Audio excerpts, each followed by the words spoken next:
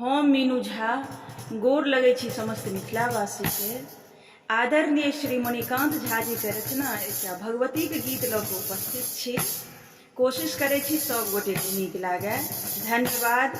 जय मिथिला, जय मैथिली।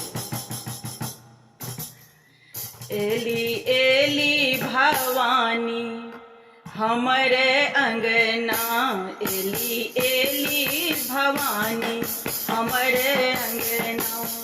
हमरे अंगना है हमरे अंगना, हमरे अंगना है हमरे अंगना।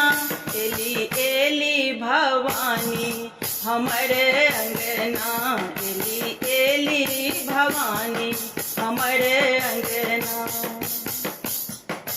माता का महिमा अपरम पारे, दीन दुखी के करथि उद्धारे। माता का महिमा अपरम पारे, दीन दुखी के करथि उद्धारे। बहुतों के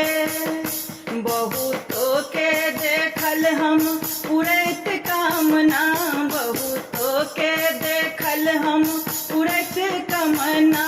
एली एली भवानी हमरे अंगना, एली एली भवानी हमरे अंगना। जे सब बहिन कर कैलनी सेवा, मासों ओ सब पौलनी मेवा। जे सब बहिन कर कैलनी सेवा, मासों ओ सब पौलनी मेवा। जानी रहल से सगर जगना, जानी रहल से सगर जगना। एली एली भवानी हमरे अंगना, एली एली भवानी हमरे अंगना। गंगा जल सो चरण पखारब, सोनक थारी आरती उतारब। गंगा जल सो चरण पखारब, सोनक थारी आरती उतारब।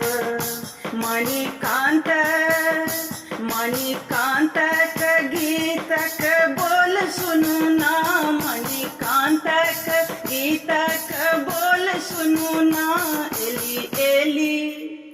एली एली भवानी हमरे अंगना, एली एली भवानी हमरे अंगना।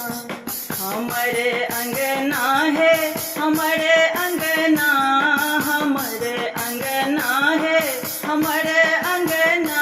एली एली भवानी हमरे अंगना, एली एली भवानी हमरे अंगना।